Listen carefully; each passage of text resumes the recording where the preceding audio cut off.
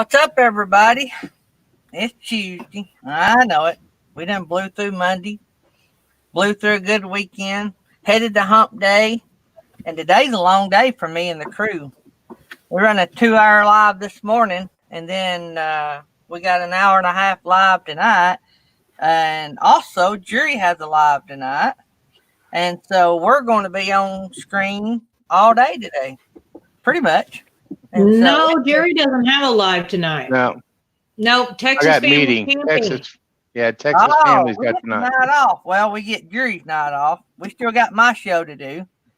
And so, anyway, we'll have this show and then the show tonight. Tonight, we're going to have the RV DJ, so you guys will have to come by. We do have our guest for today in the green room and Hamiltonville Farms.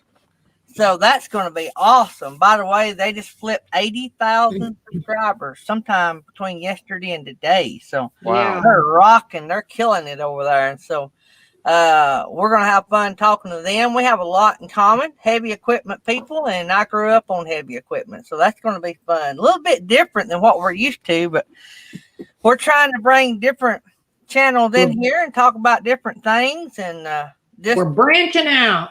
Yeah, expanding, meeting new people. That's what life's all about, meeting new people. There's a lot of channels on YouTube that we haven't talked to yet.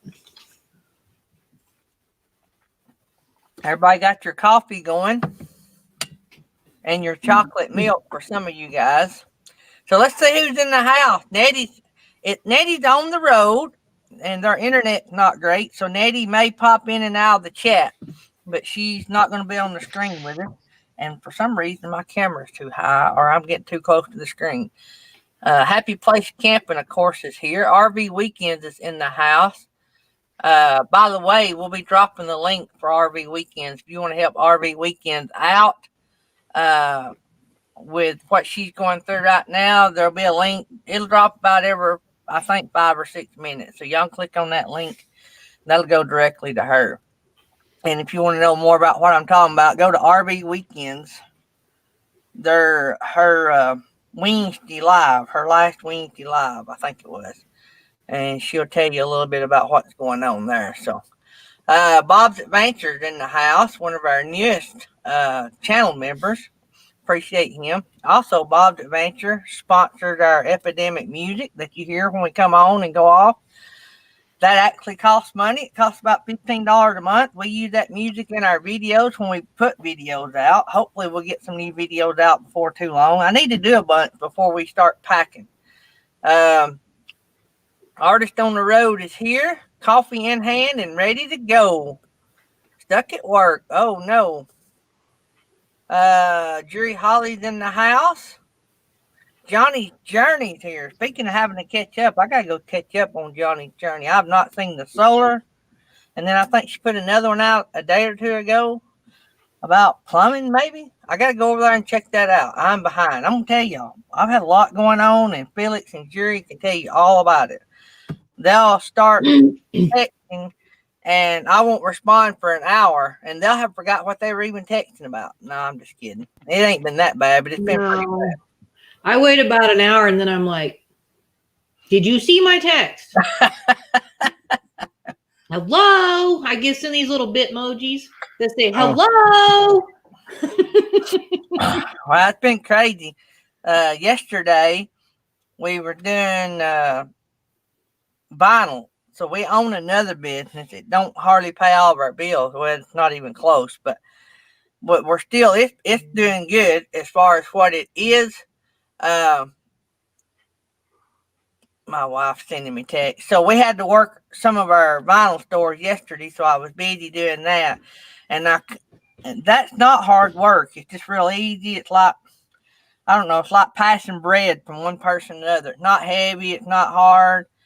But I come home down in my back, and I'm still not doing very well. So, but I'm getting through it. So I'm a little better this morning, but also I took medicine last night, so I don't know if it has anything to do with it. So anyway,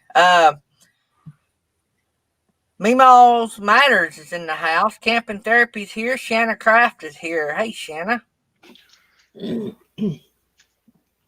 His Way Homestead is here. His Way Homestead, I told y'all yesterday, I've got to get to the mailbox. I need to do that today. Post office was closed yesterday. But somehow we got a package. I told Tammy, I don't think we got it from the post office. I want to think maybe it was delivered Saturday to the wrong address, and whoever had it dropped it by the house. So, because I didn't think the mail run yesterday. So UPS and FedEx, I think they were running, but not the U.S. Postal Okay. Service.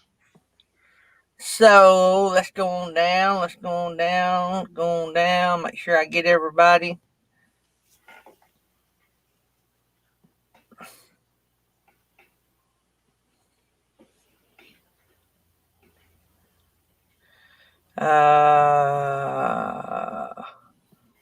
Trying to make sure I seen everybody. I think I got everybody that's in here. If I missed you, I'm sorry. You know I love you and I appreciate you being here. It's just hard scrolling. And I'm a guy, so it's hard to do two things at once. And then my wife texting. So that actually makes three. So I get her out on that. So let me Oh, Lord. my wife said. His head's going to blow up here in a minute. I know. Right? Can't handle it. It's too much. I know it. If any of the kids start texting, I'm just going to go crazy.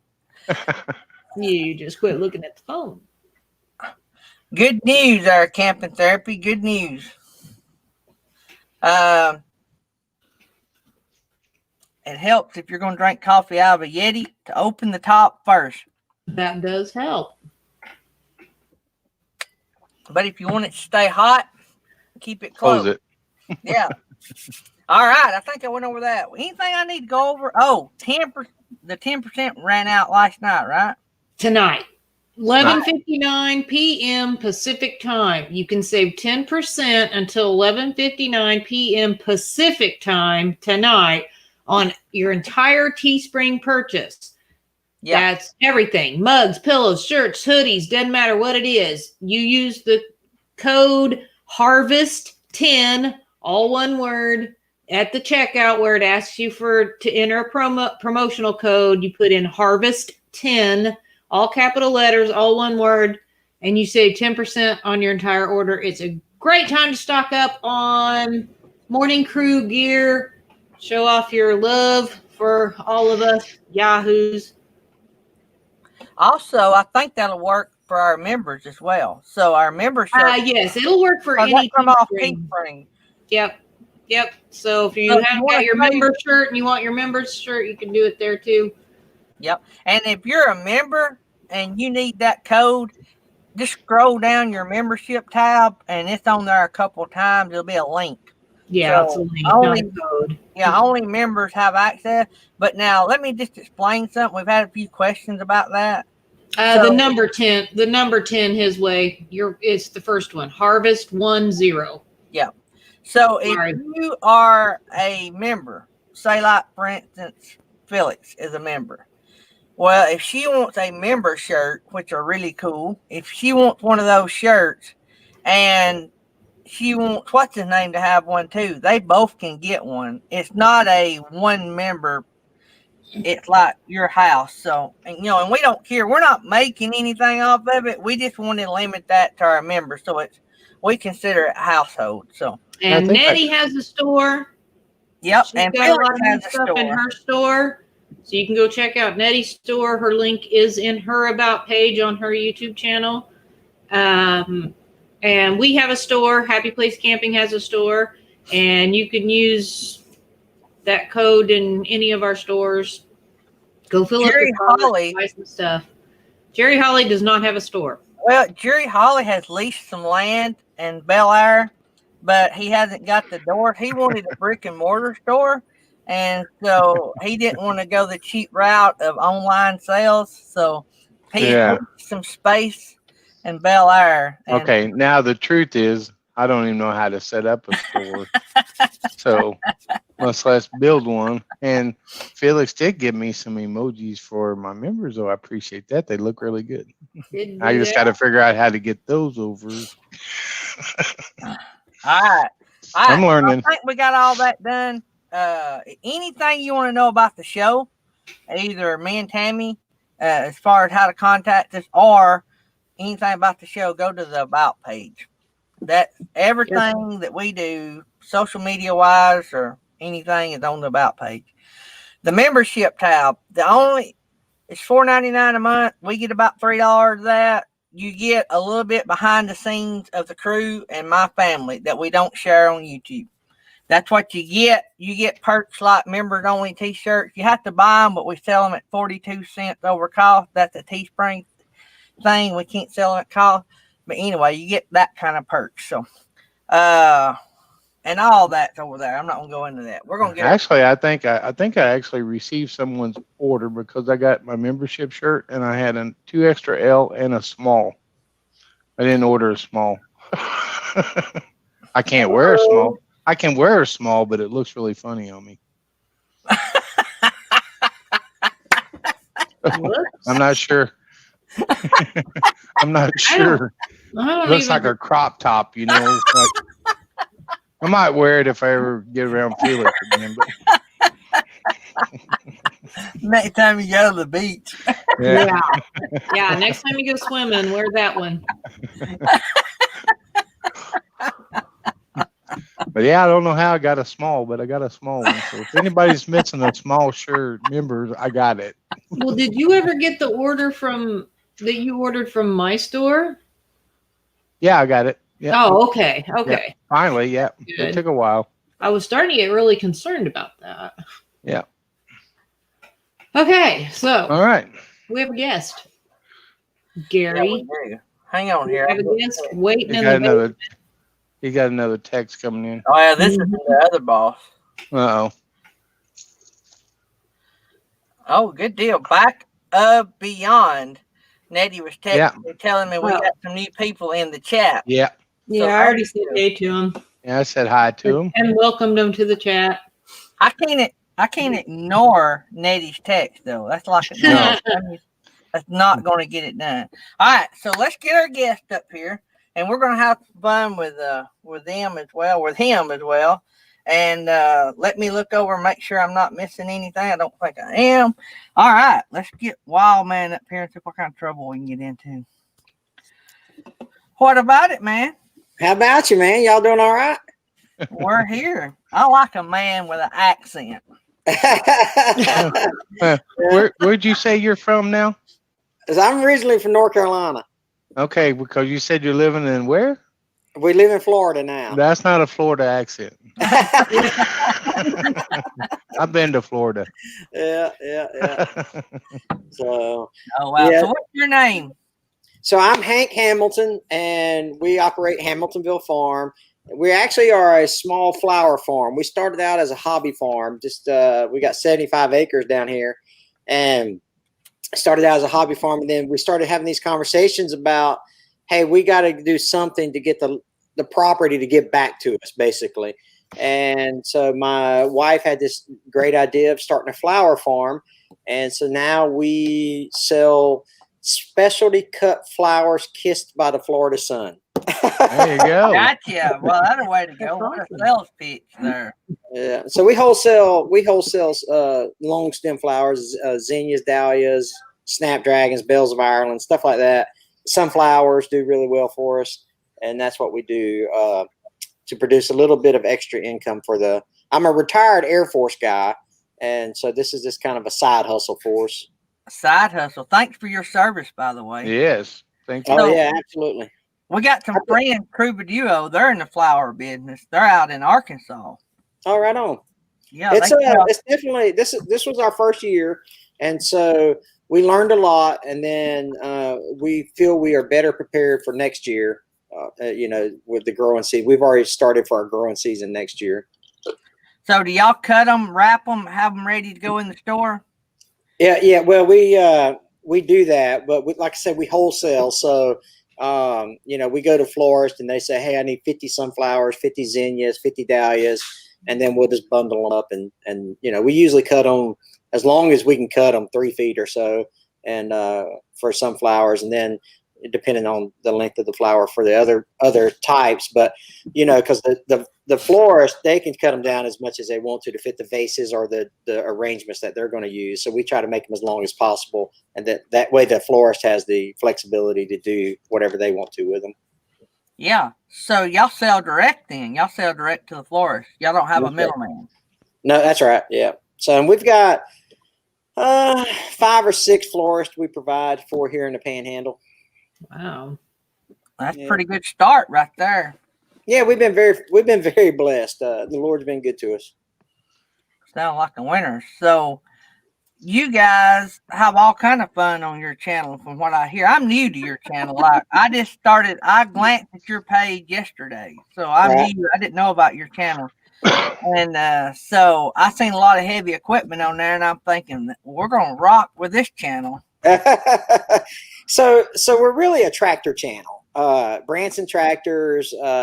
We've been very fortunate enough to partner with them, and we like promoting their tractor on our channel. And so we do a lot of compact tractor work. But on the side, I enjoy tinkering with heavy equipment, and so we do a lot of will it start videos, and we try to find old equipment, and we try to crank these old diesels, drag lines, road graders, dump trucks, backhoes, you name it, because that interests me, and evidently interests our viewers as well.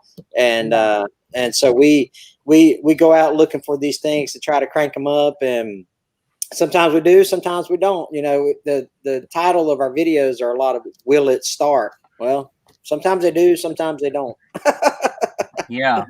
Yeah, my uncle, my dad's brother, he was big into restoring old equipment. Like that just fascinated him. I mean, like he would take it plumb down, like he'd get it, drag it home, tear the motor down, tear it completely apart, paint every inch of it like it's supposed to be painted, get the motor running. And when you got on it, it run like a new. But now he may have had don't tell how much in it. But that's right. Yeah. That's not a profitable business. No. Business. Yeah. So we're actually in the process. We have a 1955 Oliver Super 55, which is a little 25 horsepower tractor from Oliver. And we're in the process of just getting it running again. I don't think I'm going to restore it because I don't want to put that much money in it, but we are going to get it to where it's operational again. So we are really enjoying that project. It's a lot of fun. But so what we do, essentially what we do for the big heavy equipment stuff is we find people that are Uh-oh. He's telling us that he's got kind of slow internet out in the country, so maybe you pop back on here in a second. Yeah, he said they live out in the sticks, so the internet's hit and miss. It's been good all morning until this then. Yeah, and it's really nice and clear, so I wasn't Yeah. expecting to. There we go. There he is. okay. All right. So if this happens, this is going to happen quite often. So just give me 15, 30 seconds and I'll be back. All right. Okay. Uh-oh, there it goes again. Well, that didn't take long. The internet's like, oh, so every so often? Oh, yeah. If that makes sense. So. Yeah. Okay. All right. Can you hear me now? Yeah. Yeah, we can hear you. Pictures. Okay. Yeah. So yeah, like I say, that's gonna just give me 15, 30 seconds. I'll pop back in. All right. Take that time for a commercial break or something. But anyway, so we make a deal with these people that, hey, if you let us film this piece of heavy equipment, then we'll put your email address in the video, and hopefully we can help you sell this piece of equipment. And some people say yes, some people say no, some people say you're crazy or whatever. And but we've had a lot of success, and we've helped people sell. We find the old equipment mostly on Facebook Marketplace, and then and we've helped people sell their equipment. From here in Florida, we've had people sell their equipment to people in Arkansas and as far out as Texas, maybe. I don't know, but so it's kind of a win-win for both of us, because I get the video and the views, and they get more exposure to help sell that equipment that they're trying to sell. Yeah. Have y'all been fortunate enough to help a few people sell their stuff? Yeah, for sure. Yeah. That's cool. So we got a question here. I think it's Miss Felix. What's the oldest piece of equipment that you found that you've got started? Let's see. We've done some early or some late 60s, we had a Cat D4D that we got started, and it was probably a late 60s model, something like that. But most of them run. We try to find stuff that are pre-computer, so in the 70s and 80s. But if I get my tractor started, that will be the oldest piece because it's a 1955 Oliver, and yeah. So if we can get it cranked up, that will be the oldest piece. But and it's going to crank because we're doing all the right things to get it to crank. That's cool. As long as they're not locked up, you can more than likely get them to run, can't you? Yeah, it is. It's easy to. It's easy for diesels, basically. Diesel engines, they're hard to die. So, but hey, I see Mallard Fives in the chat. Yeah. CJ, hey CJ, good to see you, buddy. So you guys, you're from North Carolina. How in the world did y'all wind up in Florida on a 75-acre farm? Yeah, so I was stationed at Tyndall Air Force Base, and I met my wife while I was stationed there. She was the worship pastor at the church we were going to, and so when I met her, she's from Panama City area, and so when as assignments happened and then life happened and our daughter had grandbabies and they stayed in the Panhandle, then guess what? You go where the grandbabies are. We go where the grandbabies are.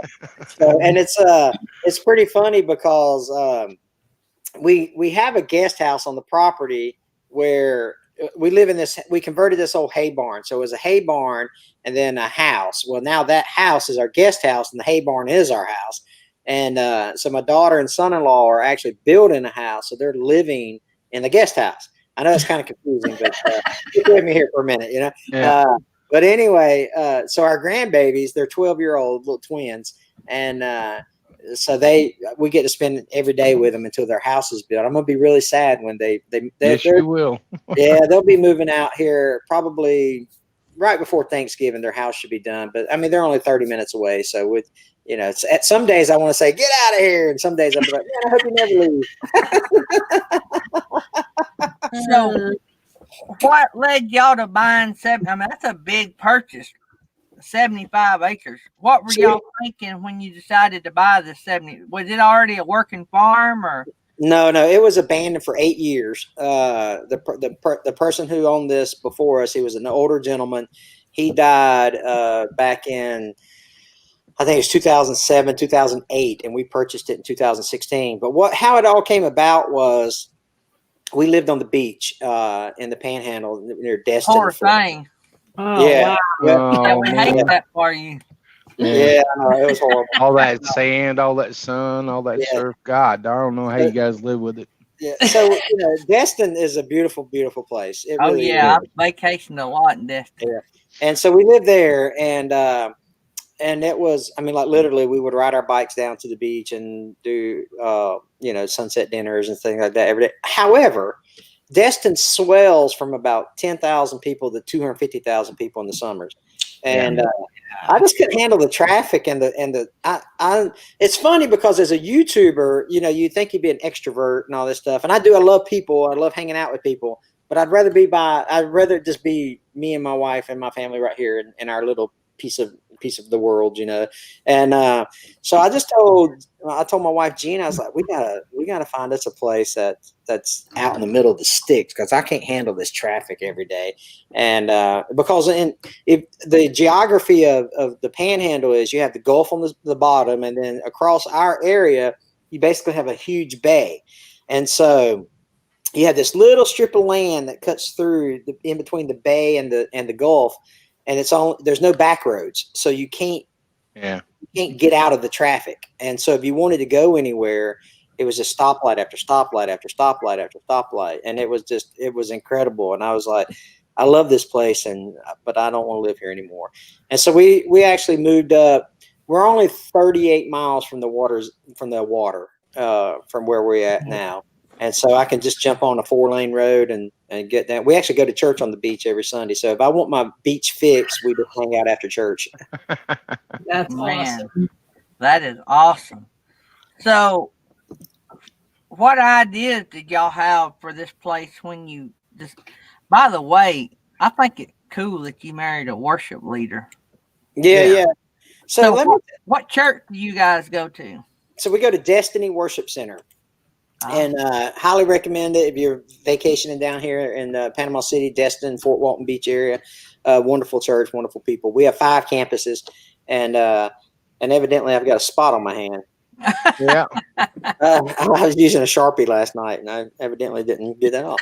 But anyway, squirrel. Remember you was talking about squirrel a while ago? Yeah, squirrel. But anyway, we have 5 campuses, and so let me tell you. So I'm the bass player in the band, and my wife she's not the worship pastor at our church, but she's a lead worshiper because we've since left the church that we met at. But anyway, so let me tell you my story about how I started playing bass guitar. So when me and my both of us are on our second marriage here, and so when I got divorced, I told my pastor, I was like, hey, listen, I need to find a good Christian woman. It'd be nice to get hooked up with a Christian woman second time around. And so he said, hey, you should ask Gina out on a date. And so I called up Gina and I said, hey, let's go to lunch. And so she said yes. I mean, that's the Hamilton charm, you know what I mean? So, That accent, Yeah. guys. I'm Hank. Let's go to lunch. Yeah. Listen, if you'll pay, I'll go to lunch with you. So she agreed to go to lunch with me. And while we were talking at lunch, she was like, hey, I need a bass player for the church band. And I said, well, hey, I play bass. So I said, but I need about 3 weeks before I can audition because my schedule is my schedule is packed. I know where this is going. Yeah, I did too.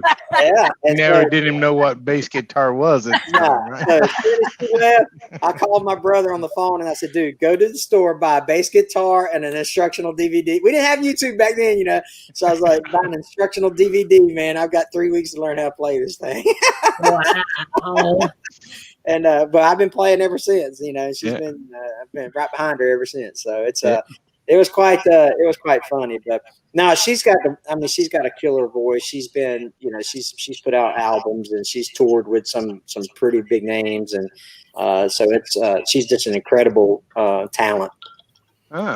So y'all don't live too far from Destin? Did I understand that right? That's right. Yeah. Yeah. So y'all not far from us. We're North Alabama, so we're not a terrible long ways from you guys. We actually we prefer to do most of our shopping in Dothan, Alabama.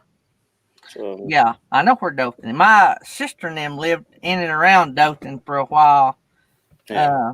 And what is that other little area right in there?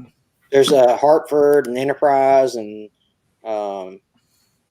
my mind just went blank where they lived for a while. But anyway, that's a beautiful country down in there where you guys are at. Yeah, we're glad. Yeah. So when you looked at the hay barn and said, here, honey, we're going to move into this.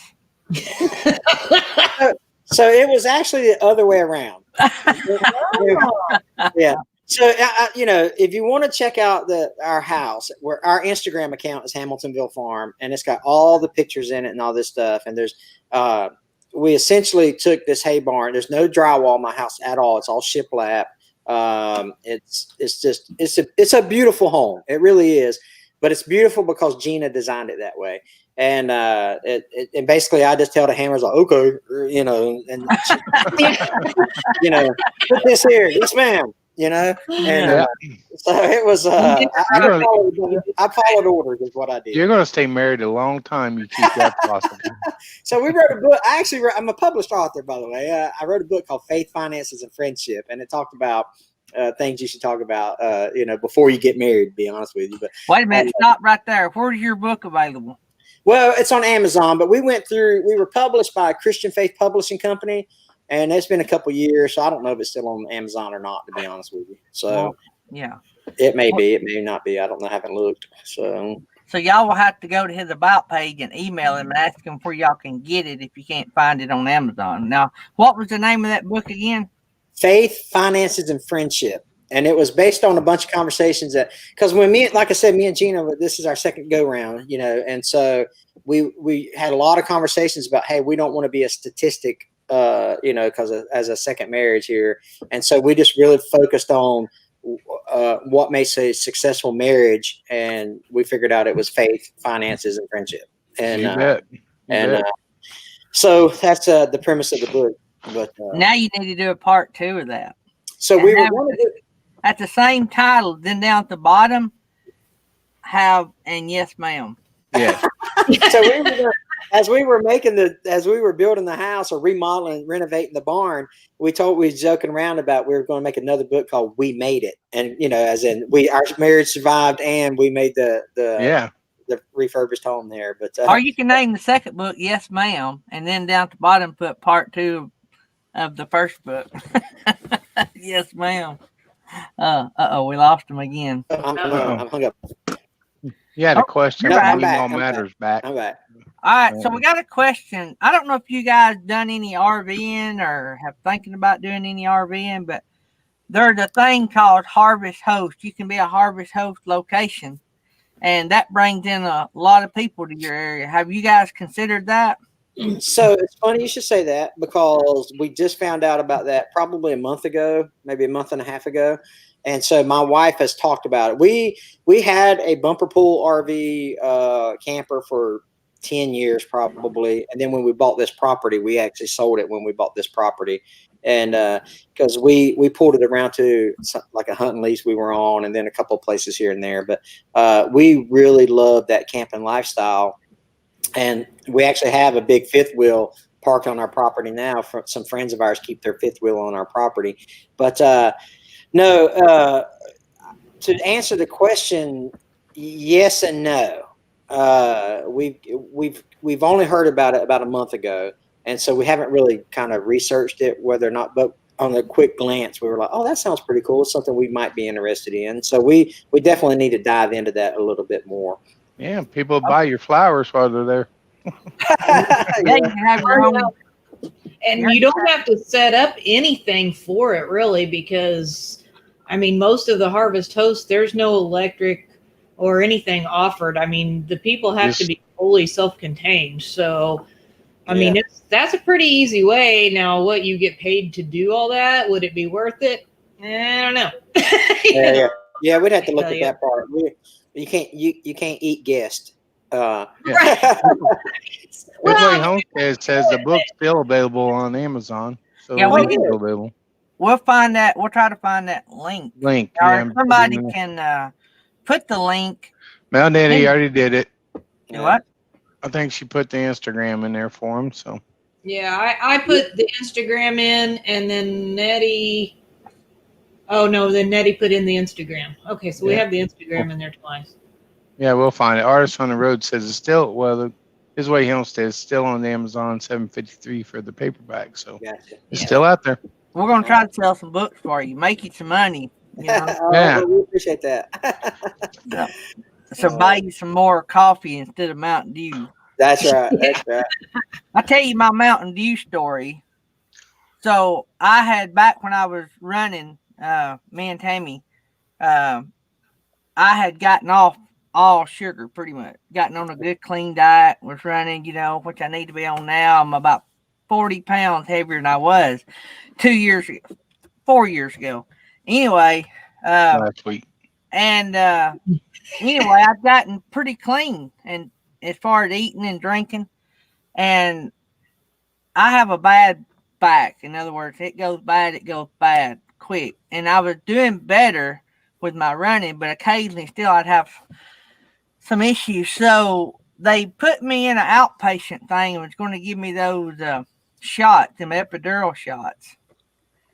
And so they carry me in the operating room to do this. And when they do, I get sick as a dog sick. I mean, sick.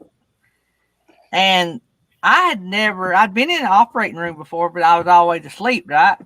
And so the nurse runs out and brings me a iced down Mountain Dew. I was addicted from that point on. Yeah. They ain't nothing no better than an ice cold Mountain Dew. Nope. Yeah. It was hard for me to kick that. It was a month or two before I could even quit just one a day. Yeah. I that's what I'm down to, about 1 to 2 a day. Sometimes I might have a third one, but I try not to. I try hard not to have a third one, but you can drink them quick, man. Yeah. We ran you know where I'm talking about. We ran the only official half that me and Tammy ran. We ran together. We ran the Soldier half marathon at Fort Benning. Oh yeah, I know Fort Benning. Yeah, you probably ran that before, ain't you? No, I've never run that one. All my official races I've run overseas while deployed. I got you. Yeah, and so because normally overseas when you're deployed, they don't charge you to run. I just don't like, I was like, man, why I want to pay $50 to go run 15 miles, or 13 miles. Well, we always done it like, for instance, Soldier Marathon, all that went to the yeah, sure, of course. Good causes. Yeah. And man, talk about making the hair stand up on the back of your neck when you run through the drill sergeants. Yeah. And then you run by all the statues from all the wars that base had participated in. Yeah, sure. I mean, I was squalling like a baby time I crossed the finish line. I'm thinking, here I am dying just running a half marathon, but these guys went through it all, and it was something. It was probably the best and the worst, I guess. The best run I ever ran, but emotionally, I was a wreck time I got across the finish line. Yeah, it's I was actually a drill sergeant for a couple years in the military. So that was pretty cool. What they done was the last couple hundred yards, they would spread out drill sergeants and yell at you to finish. yeah. That was pretty cool to be yelled at by a drill sergeant on your last 100 yards. Yeah, you got a weird sense of what cool is then. Yeah. You don't know the half of it. Well, what was cool about it was we were all on the same team. That's right. Oh yeah. Sure. I would never be able to do the things they done, but I could just do my small part. Yeah, of course. Well, I tell you, anytime you support the veteran community or the military community and the first responders, it's always a good cause because I'm telling you, Jerry knows this well, but people don't understand, or some people understand, some people don't. How their lives and their lives of their families can change like that, and we gotta wait 20-30 seconds. Yep. Commercial break. Be sure to go to Daydream by Icing store. Pick up some Don't forget, merchandise. Gary's on podcast, but he hasn't been uploading his podcast. podcast. I know. So. I'm bad behind. He's back. So yeah, short commercial. I'm sorry, but yeah, just all on the internet, man. We have to use. We don't have any internet providers that reach us, so we have a hotspot that we go off of, and it depends on which way the wind's blowing. Yeah. So I'm sure 75 acres. You have more than just flowers on that farm. So we do garden. We do the typical vegetables and peppers and things like that, but nothing fancy there. But this year, this is something that we tried this year, and this is how stubborn my wife is. She's very beautiful, but she's stubborn. Wait a minute. Let me mark this so I can delete this. I'd like to delete class today. So she says, I want to grow pumpkins this year. Well, the reason why you don't see a bunch of pumpkins in the panhandle of Florida is because you can't grow them here. But she was bound and determined to grow pumpkins this year. And so she's got, there's probably 30 out there. We planted 4 80-foot long rows of pumpkins, and there's probably 30 out there that's going to make it. So that, they're about $75 each is about what they are. You know what I mean?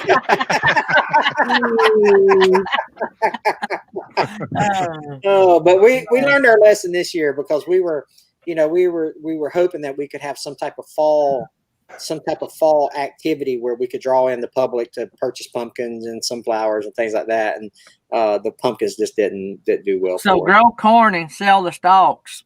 Yeah, that's right. So, but no, we all that gardening stuff is just hobby stuff for us. We're not self-sustained or anything like that. We will never get that way. But it's important to at least know where a lot of your stuff is coming from. So we could sustain the side dishes, but we don't.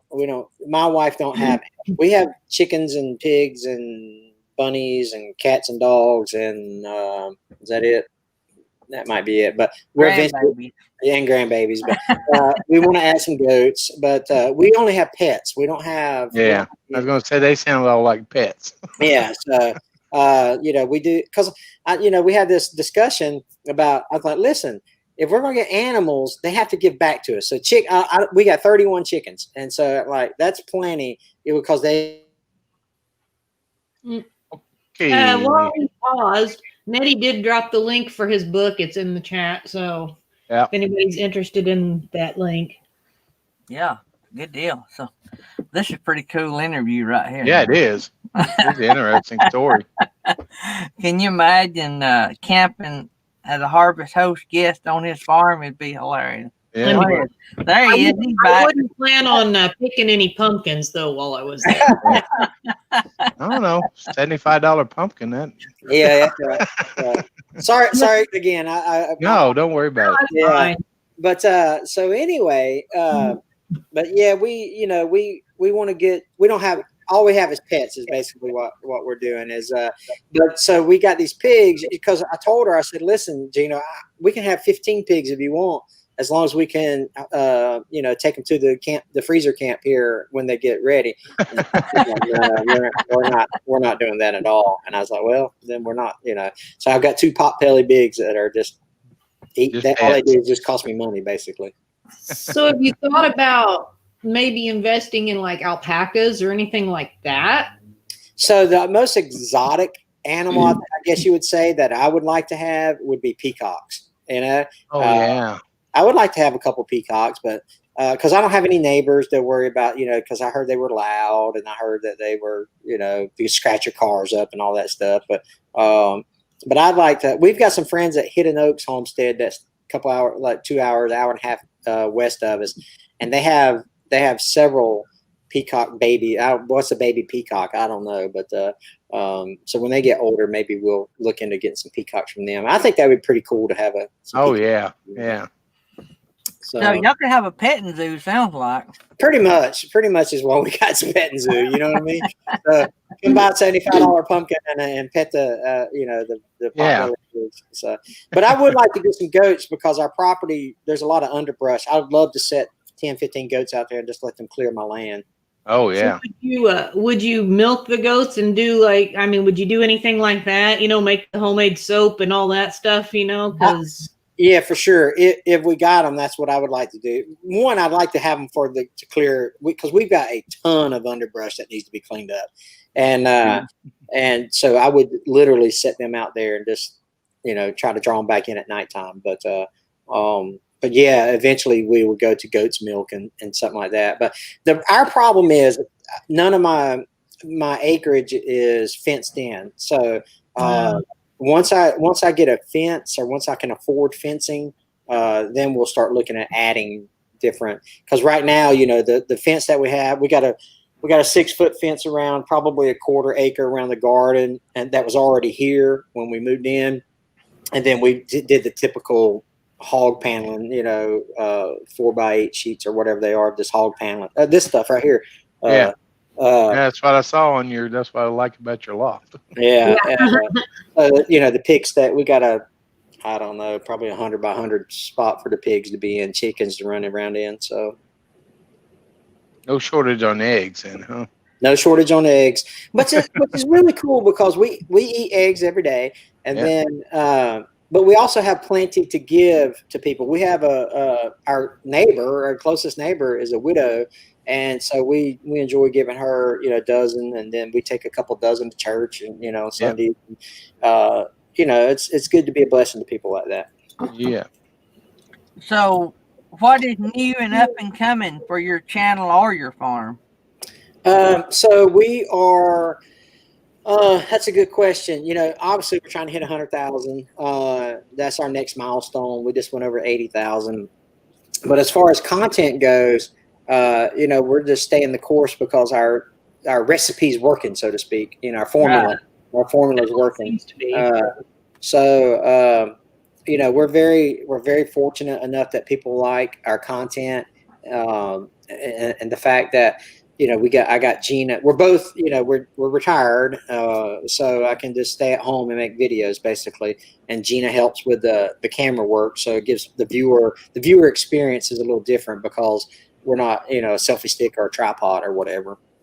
And but the next big thing is we're adding more flower beds to the flower farm, and so that will be we'll probably actually take off we had the raised beds for some of the vegetables that we were growing. Those will probably turn into flower beds, and then the area that we planted our vegetables in will turn into flower beds too. So we're probably going to, if not, we'll more than double our flower production next year, and so that's kind of what's on the horizon for us. Sounds pretty cool. So it's the flower farm business is very interesting. People used to ask me, well, what do you farm? And they're like, well, we're just hobby farmers. Well, now people ask, well, what do you farm? I said, well, I'm a flower farmer. And you get the crazy flower farmer, And but when I laugh all the way to the bank, So, yeah. But so do you see yourself contracting? I mean, growing the flower business so it could be a business more than a hobby? I would hope so. I would like to see us. I told Gina, this is our first year. I told her, I said, we've got to commit 3 years to it to see if we're going to continue this path or not. And if we have as much success in year 2 as we had in year 1, then I'm looking, it would be nice to employ, 2 or 3 people to help grow more, because we got plenty of room for expansion. We grow flowers for days, and a huge flower farm, flower farm's 5 acres, and so we're right now we're putting flowers on probably 1/4 acre, somewhere around in there. I'm looking out my window. That's why I'm looking this way. I'm looking at my window. So we're growing flowers on a 1/4 acre, and we didn't recoup all our money this year from the initial investment into the business, but we should be able to recoup it next year and start making a profit on year 2. And so year 3 should be all profit, and then we should go from there. But you can grow a lot of flowers in a small space, and if you succession plant right after one after the other appropriately, and some of them are. Now, I don't know all the technical terms. I just know that I've got to make rows and put dirt on it. Right. Gina knows all the stuff about annuals and perennials and biennials and whatever, Right. So like yes, ma'am. Cut these flowers here. Okay. Yeah. But so she's really the brains behind the operation. I just put a bunch of manure in a bucket of a tractor and you go spread it. It's pretty cool. Now we know 2 different flower farmers. So how do you approach a florist and say, hey, I grow all these flowers. You want to buy them? I mean, how do you? No, that's a great question. Because florists want fresh flowers. Yeah. And because a lot of flowers are imported from Ecuador, a lot of them are, and then they go out to California and then they ship, or they either go into New York or out in California and then they ship everywhere. So they're already a few days old. They're already, so florists appreciate having fresh flowers, and because they last longer, and they can sell them quicker. And so literally we live in such a small community. I've got 4 or 5 florists in 3 counties that are all about an hour, I guess, is probably the furthest one away. And so you just go up to them and say, hey, look, I live down here. I can have you call me and I can have flowers in 2 hours to you, and that's attractive to a Yeah. florist. And so we, I just went and I just told them who we were. I took them a bouquet of flowers, bouquet. You took Hank. Get real. You took them a bunch of flowers. I took them a bunch of flowers, a bundle of flowers, and so I said, hey, here's our gift to you. If you're interested in some of our products, we would love to, be a supplier when we have them. And so the problem was they all said yes. And so we were like, uh-oh, what do we do now? Right. Because we weren't expecting them all to say yes. And so we ran out of flowers very, very quickly. And which is a good thing, but it also is, you have to kind of plead your case to the florist saying, hey, listen, please come back next year we'll be a little more prepared. When we went to them, we explained to them, this is our first year. We're trying to learn the process, and they get it. You know what I mean? So yeah. Well, they're just glad to have another supplier, ain't they? That's right. Yeah. So how did you get your foot in the door as far as we built a business? It doubled every year for the first 5 years.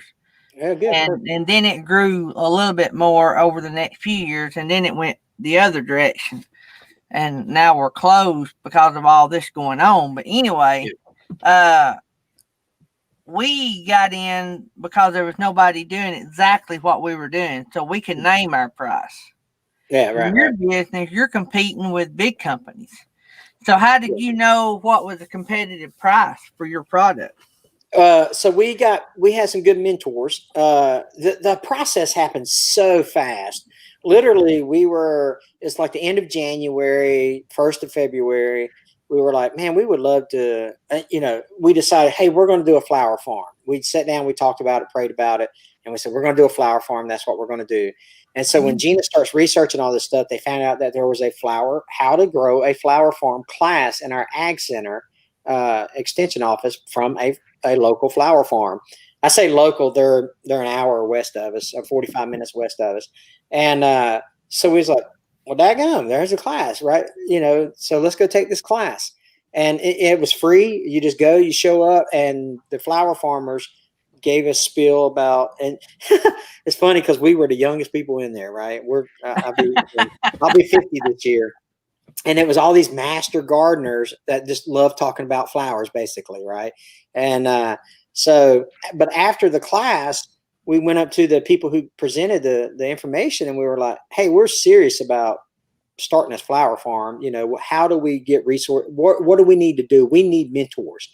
And so they said, well, why don't you come visit us at our flower farm? And so we went and visited them, and just hit it off. I mean, they're super wonderful people. And they showed it. They told us, they was like, do this, this, this, and this. Here's some websites for you. It's such a small community. It's like homesteading, really. It's such a small giving community. And because there's only 3 flower farms in the Panhandle, and we're number 3. And so, there's a market for it. We were fortunate enough to get some mentors. And now, Gina's very, very, she studies this stuff like crazy. She joins these forums and these groups, and she learns all about it, buys all the books and all that. And so we were able to kind of figure all that out. And as far as the market price goes, we were, our mentors told us what they sold their flowers for. And so we did the exact same thing. And we didn't want to try to overprice our product. How do you say, what's the phrase I'm looking for? I can't remember the phrase I'm looking for, but anyway, you wanted to stay competitive in the market, and we were able to do that with the help of our mentors, basically, is how we got there. I can tell you a little thing. One of our fire board members owns a flower farm here in town, or just right outside town. He started real small, kind of like similar to you. He's been doing it for going on 30 some years now. Now he's got 5 acres of greenhouses. Yeah. And is just busy as he can be. He's got all kind of employees. So I said, your weather's a lot more conducive than Kansas, but he has to do everything in greenhouses. But it's a profitable business. That's for sure. It is very. It's crazy how profitable it is. Because a seed is, you can buy a pack of 1,000 seeds for like $2. But we will probably go to hoop houses or greenhouses here next year because of the heat. And we'll have to invest in a lot of shade cloth. We found out that the heat is just very, very rough on certain species of flowers, and so shade cloth is your friend. And so we'll figure all that out, and we'll build the hoop houses and be able to cover them so that they have a better chance of surviving. But it's really been interesting. It's a lot of fun. Yeah.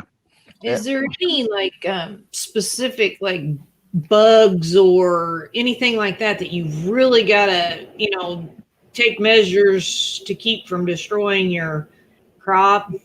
Yes. And we're trying to be as organic as possible. And so, I mean, we're not tree huggers or nothing like that, but we do respect Mother Earth. You know what I mean? So, but anyway, there is some steps you have to take. Grasshoppers are bad. You don't want grasshoppers. And so you got to keep the place really, really trimmed around it, keep all the weeds pulled and all that stuff. But you're going to get some, there's good bugs and they're bad bugs. And his wife taught him that. Right. I know. I don't know what the good ones are and the bad ones are, but I know there's two different kinds, If she was here, I would have just asked her, but yeah. You should have told her. We're gonna have a flower farm interview one of these days. Yeah, I'm telling you. Let's get back to the diesel engines. Can we do that? But no, it's you do have to pay attention to that for sure, because you don't want them to eat into your profit, so to speak. Yeah. And but it's very but it's simple enough. That was one of our big problems with the pumpkins. The pumpkins have this certain worm or a certain worm is attracted to the pumpkins, and man, they just destroyed. Out of the 80-foot rows that we had, we literally only have like 15 feet left because of the bugs. But and you literally could watch it like a wave just go across the pumpkin patch. And so we've fortunately stopped the last 15 feet, but man, it was an adventure. That's crazy. And we're growing all our stuff we're growing all our flowers in raised beds. So I've got these four sections of raised beds around the garden area, and we bought compost. So we grow in compost. We have inline fertilizer for our watering system. And so our flowers are really, really healthy, I guess you would say. That's cool. Yeah. Well, you're a quick learner. No, I'm a good BSer. Yeah. Be good at saying yes, ma'am. Yes, ma'am. I'm just good. No, but my wife, you say that, Gary, but my wife really is a quick study, and she really is. She's just excels at everything she tries. She's got the Midas touch, so we're pretty excited about it. So I hadn't seen the pictures. I need to go over and look at them. But the barn, we talking pole barn here? It was a monitor. Yeah, it was a monitor style barn with 2x4 studded walls, and so it's we added 12 feet onto it, and it had it was a 40 by, I think it was 40 by 52. Now it's 40 by 52. Yeah. So, but it's, I don't know, 2,900 square feet, something like that. And we're in the second floor here in the loft, and this is where the second floor went all the way through, but we actually cut it off right here so that it's open. Let me see if I can turn. Let's see. Oh yeah. Oh yeah. So. Oh yeah. Beautiful. Yeah. Beautiful. So, that was all the second floor, and this window. Let me see. That window was the original hay barn door there. Okay. And then we added the windows around it. That's a faux chimney. And then we have open rafters. Oh my gosh. Open rafters. Yeah. So Oh. anyway. So how did Gary's you gonna move in with you? Be careful. And then this is you have a guest room in there? yeah.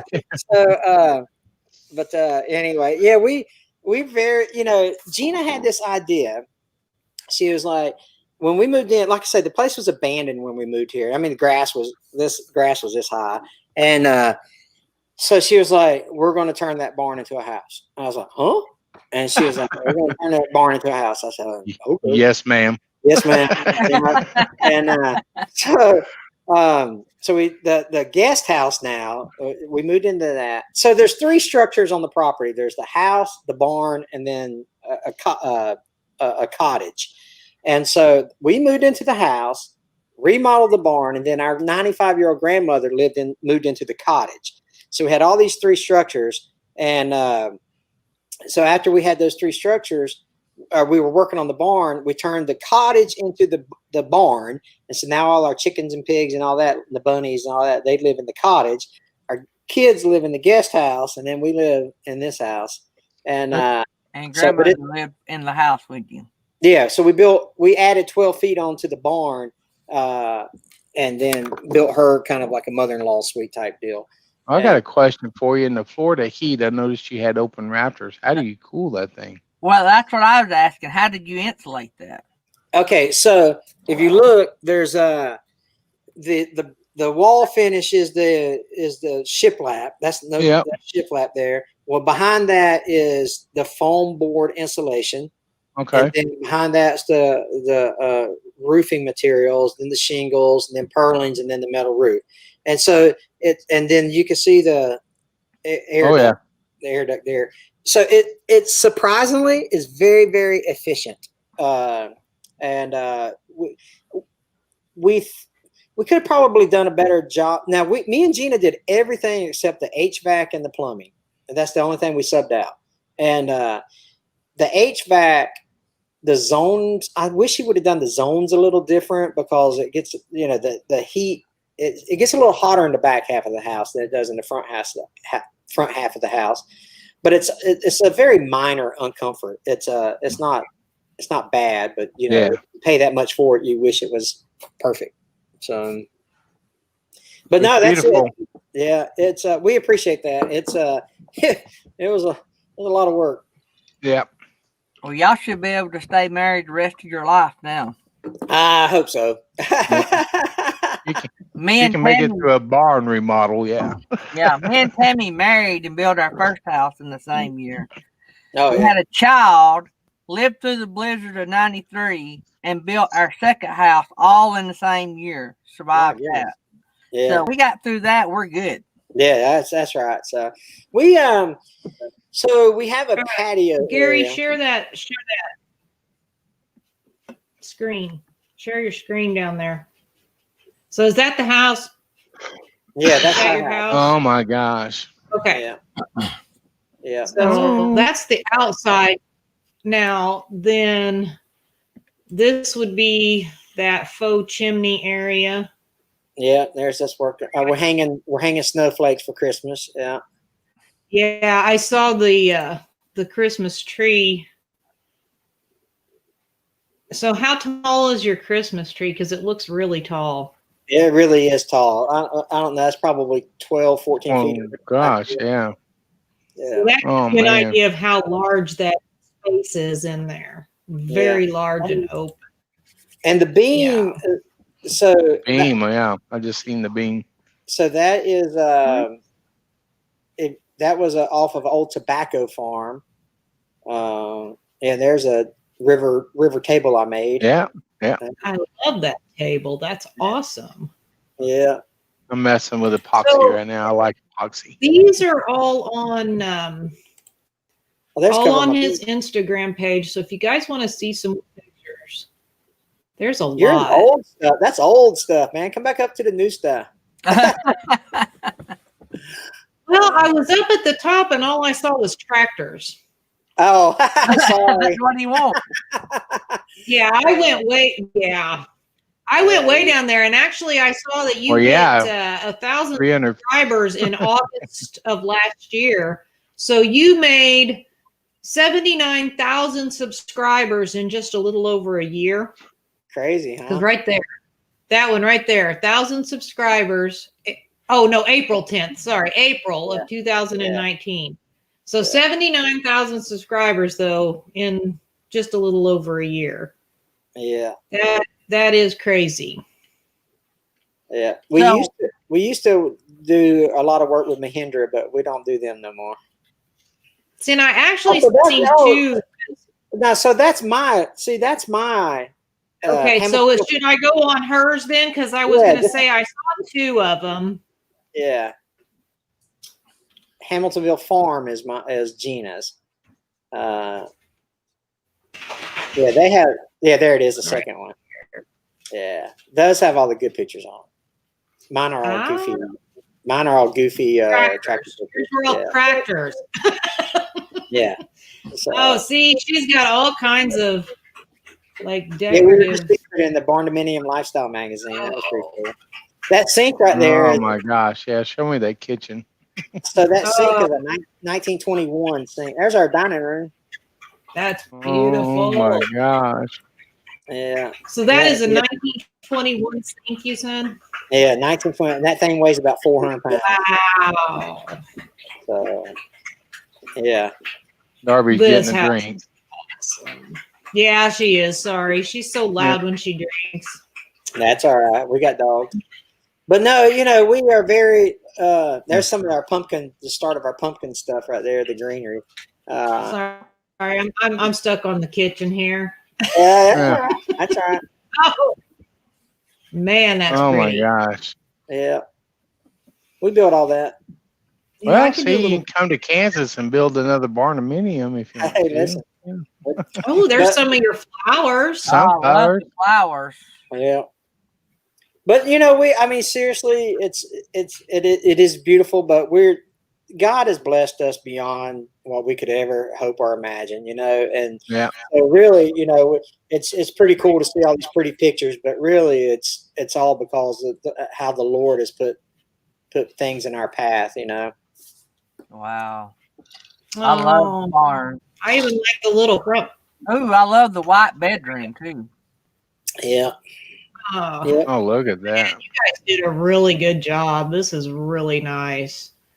Well, thank you. We Really. appreciate that. If any of y'all are listening to this on our podcast, that means I caught up. But also, you need to come back and watch the video on YouTube to see this awesome barndominium. Oh my gosh! So we used to do this thing called Farmhouse Fridays. We used to do this thing I'm called gonna Farmhouse show- Fridays, and it was it showed a lot of the stuff, but for some reason it would get like 500 views, and so it was just not performing well at all, and so we quit doing those type of videos because for some reason our Instagram account does really well with the barndominium stuff, but our YouTube channel doesn't do well with that stuff. Man, I Yeah. love it. Well, I know when what's his name gets home, which if you don't know, what's his name is my husband, and I don't technically call him that. Gary does. So if I call him by his name, Gary might not know who I'm talking about. So when he gets home, I'm going to show him these pictures. Be like, honey, that's what I want. Make sure you follow us on Instagram and subscribe to our channel. Yep. And then every time she posts a picture, I'll be like, see, honey? See? Yeah. So I am always into telling YouTubers, and I really can't really come across as an expert, but I tell this based off other channels I've seen. Everybody always strives to get monetized and Yeah, right. and to get all that, and I'm like, you don't have to be YouTube monetized to do well on YouTube. And I don't know when you guys got your deal with the tractor company, but was that prior to getting monetized on YouTube, or was that after the fact? Yeah, it was after the fact. Like I said, we started next month will be 2 years on YouTube. And so we'll hit our 2-year anniversary November 18th. It was when we posted our first video. And so we didn't get the tractor deal until March, April this year, something like that. So how did you wind up, like, what did you do with tractors to cause the tractor company to want to come to you and say, hey, we want you to represent our company? Well, most of our videos are tractor videos. Like I say, the heavy equipment stuff is just the every now and again when I can find them type stuff. So when we went to the National Farm Machinery Show in Kentucky back in February, we literally went to court tractor manufacturers, and it was like, hey, here, we took a media kit with us, and we were like, hey, this is our channel, this is how we do. But we only had, at the time, we had 6,000 subscribers, and so we were not big at all. And well, we're still not big, but You're big compared to my channel. yeah. I mean, in the YouTube world, we're small potatoes, and so I started talking to the guys at Branson, and I said, here's our channel and all that stuff. Well, they've already watched our videos because we'd been putting out Mahindra videos for a while, and so they were like, yeah, we know who you are. We've seen your Mahindra videos, and I was like, or they was like, oh yeah, you're the Mahindra guy, was his exact words. And I was like, no, I'm not. I said, and that just happens to be the tractor that I have. And he's, oh really? Because we're interested in doing some social media stuff. Well, we just hit it off. My contact at Branson is such a cool cat, man, and we just hit it off. Our families hit it off, and just we become buddies before we became business partners, I guess you'd say. And so he was able to help us kind of do a little deal with Branson, and we've also got Homestead Implements, who is these guys here, Homestead Implements. They provide all our implements, like our box blades, our land planes, and rototillers, bush hog, all that stuff. And so to have a tractor and an implement company sponsor our channel is really, really cool. And we're just tickled pink that because they're both good companies, because we went to the tractor manufacturers that we liked. There's a couple I didn't go to because I knew I didn't want to be associated with their brand, or their values didn't line up with mine, or whatever. So you got to, I just didn't go out there and say, hey, I want to, man, if anybody can just give me a free tractor, I'd love it, Well, that wasn't the case. We actually went to the people that we researched first and said, okay, we could probably, these guys align with what we're trying to do, and their values align with our values. And so we were very fortunate enough that Branson and Homestead picked us up. I talk a lot about different channels can offer different value. Of course. Like K9, they came to us, they're friends of ours. They watch, a lot of times they lurk in the background and they listen. He's a good Christian friend of a lot of ours, mine and Jerry's, and everybody in here is friends with John. But I often wondered, I looked at it when he messaged me one day and said, hey, I want to sponsor your show. We had about 700 subscribers is all we had. But I've realized the longer this has went on, it wasn't so much what the show, my little show, could offer. If you look at our show now, I wear the K9 because that's who they are, K9. Well, also, K&R Destinations love my cap, so they wanted a cap. So guess what? Now every time you put on a K&R live stream, guess what he's wearing? Yeah, K9. yeah. Well, then K9's got one, Jerry Holly's got one. You got one, Jerry Holly? Yeah, and then we've got several channels that like the cap. Well, guess what? He sponsors my channel. He may sponsor some others too. But anyway, in just a matter of a few months, his name is out to 2 or 3 channels. Well, then it's not just my 700. Well, it's K&R's 700. It's Jerry Holly's 1,200 or whatever. Before you know it, they're getting exposed every week to 20 or 30,000 people. Yeah, absolutely.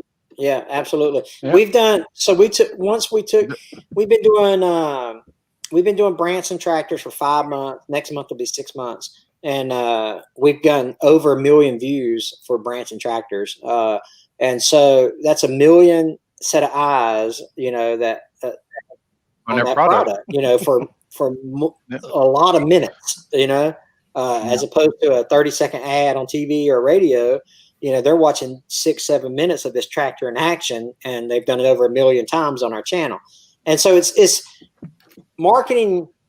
Social media marketing is the cheapest form of marketing you can do and it drives me crazy when these marketing departments were like, I probably get 15 emails a day saying, hey, will you pitch our product?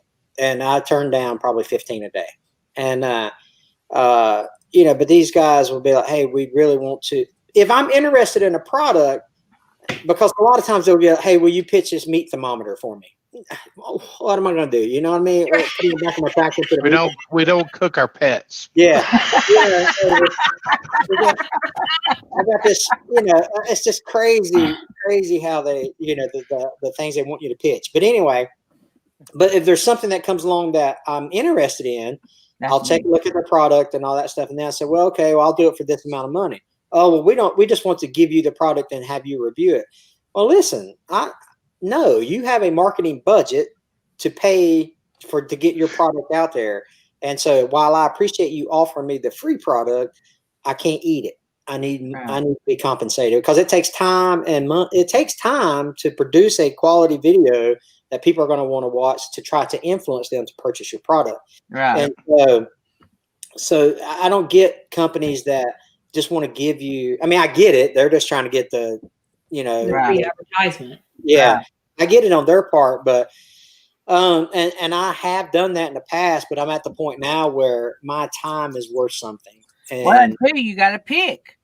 You got so many offers out there. Why do one for free when you got 10 people out there willing to pay? Yeah. But I know Gary's mind's going, when's the next Blackstone convention show? Yeah. I have probably sold, and Felix and Jerry, I have no affiliation with Blackstone. Yeah. But just in our little community, I've probably sold 6 or 8 Blackstones. Oh, easy. Yeah. If not more. But I mean, that's just direct contact. No telling how many people they talked into buying one once they got one. Yeah. So we account for a third of implement sales for this company. Wow. And then for the tractors, we've probably sold, and so the implement company we can track because they give us a code to use or whatever. And so we're they're a great company, Homestead Implements. I mean, not only do they make the best products, but the relationship that we've developed between us and them has been outstanding. They're wonderful, wonderful people, which makes it easier to promote their products. You know what I mean? Because I like them. You know what I mean? And because I'm telling you, there's some products where I get and I'm like, you guys are a bunch of ding dongs, man. Anyway, I get requests. I've gotten several requests over the last few weeks. Now that we've been monetized, we start getting more requests. I don't know why they waited, because our channel's still not big. But anyway, we get requests. The last few weeks, it's been one toy company after another. I don't relate to any toy people. I mean, I get them all the time. Gaming toys. Yeah. But for our tractors, there's not really a quantifiable way to track tractor sales because we don't have a code or anything like that. But so what I do is I keep comments from viewers. So like, hey, I went to Branson Tractors because of your videos. I bought my Branson because of your videos. And I think we've sold about, I say sold, about 15 since we've started with Branson. So, that's some small dealers don't sell 10 a year. And we were able to, we're able to get about 15 out so far, if you believe everything people write in comments. So what you need to do, a picture contest. Send us there you go. A picture with you, Journey Branson, with a video saying that you got it because of us, and give away something cool. I mean, I found out it ain't no matter how expensive the prize is, it's how cool it is. No, that's good. I'm actually going to write that down. Hold on a second. I actually think it's kind of cool that, I mean, we consider your channel pretty big, but I mean, obviously you don't look at it quite that way, as there are a lot of other bigger YouTubers out there. But I think it's pretty awesome that you went to that show and that person knew who you were. Yeah. I mean, I don't know when you went to the show, but you were probably quite a bit smaller than what you are right at this very moment. But we had 6,000 subs when we went up there. See, that's impressive that they knew who you were, I think. I mean, I think that's kind of like, wow, so they were watching my stuff, Yeah. So, well, it's I toot my own horn all the time. And so, like, I'm always tagging people on. I don't know anybody that does that. So I think it's the accent thing. So our catchphrase is "How about you?" Right? How about you? I'm Hank. Welcome to Hamiltonville Farm. And so there, I get that one's free for y'all, by the way. So how about you? That's our kind of our catchphrase. That's how I greet people. That's just how I greet people. And so that's how we start every video. Well, while we were talking to Branson, we literally had a guy come up and be like, "How about you?" And I'm like, "Yeah." And so it kind of solidified our influence, I guess you'd say, because I'd never met this person. And then out of a million, however big the convention was, this guy walks by and recognizes us. You know what I mean? That's awesome. Yeah. But I'm at the point now, literally, like I was just in Walmart. I hate going to Walmart, by the way. Oh, me too. Yeah, I'll never get a Walmart endorsement because I talk too bad about them. Dude, I'm telling you, I want a Dollar General endorsement. That's what I want. That's right. So we literally, I probably go inside a Walmart maybe 3 times a year. That's only because Gina's making me. You got me beat. I don't go in there that much. Yeah, and so, but I went in there last week, and some guy recognized us. But we go to Rural King. And my granddaughters, they think it's the greatest thing, And I was like, Grandpa's the superstar. Yeah. My son, it just like it embarrassed him. So he'll come home and there'll be a package on the front step, and he'll bring it in. He'll shake his head. I'm like, "What is it?" He's 20. I'm like, "What is it?" He said, "Somebody else sent you something else, Dad." He said, "I don't know what it is, but it's in this big old box." He'll text me or call me, but he's always just, he said, "I don't get it. I don't get it. I don't get it." Yeah. But it's a really cool, because the tractor community is pretty small too. So I mean, you're the more you grow on your channel, the more, and you hang out in those circles. You know what I mean? And so people start to recognize you a little more, because I go to Rural King, and that's where people go to buy stuff for tractors and farm supplies. So tractor supplies, stuff like that. So so it's just the fact that the community is so small and that you're bound to get there eventually, I guess. Well, I know you're bad to toot your own horn. You just admitted that yourself. But when you started the YouTube channel, did you envision Hamiltonville Farms having sponsors? No. Here's how we started. Hurricane Michael came and devastated the panhandle of Florida. Well, I didn't have a tractor at the time. I had a tractor for about 3 to 5 months, and we're running there while we were renovating the barn, and we paid for the renovation as we went. So one of the things was, hey, we'll sell the tractor so we can get enough money to finish the barn with. And I told her, I told Gina, I said, "I'll sell the tractor if you promise I can buy another one, after the remodel's complete." So we did that. Well, Hurricane Michael came and kind of expedited our decision-making process, right? And so we bought, and so my buddy was like, "Hey, you should start a channel of you working on your tractor, cleaning up your property after the hurricane." So I said, "Okay, why not, dude? That sounds fun." My first video was 25 seconds long. And it was like, "Hey, I'm Hank. This is our new Mahindra.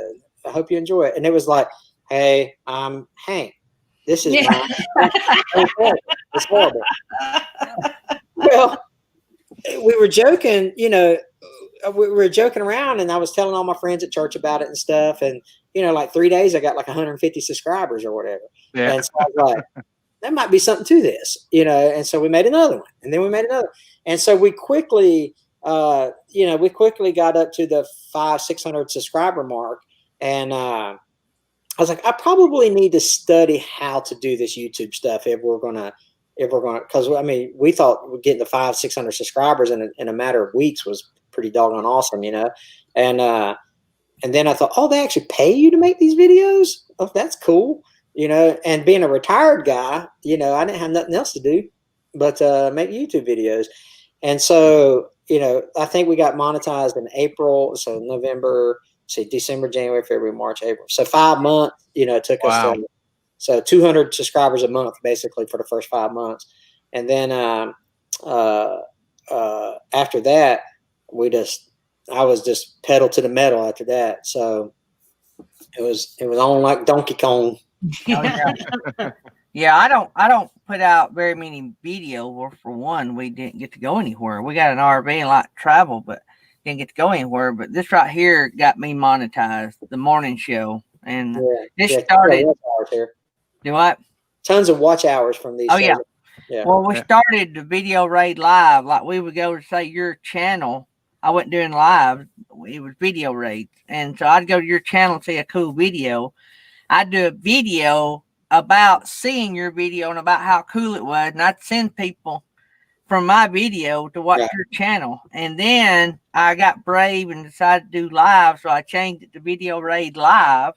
Yeah. So that was our Tuesday night show.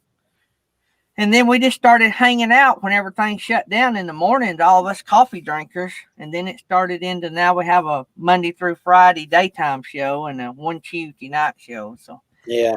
And no, it's fun. Yeah, YouTube's fun. We haven't got to the place where we're burned out yet.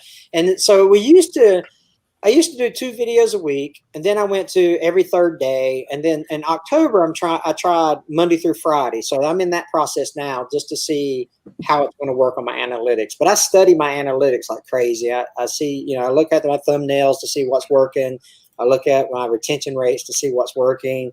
I study all my data and my analytics, and that really helps a lot if you can kind of figure out what's working and what's not working. And that promotes our growth, Yeah.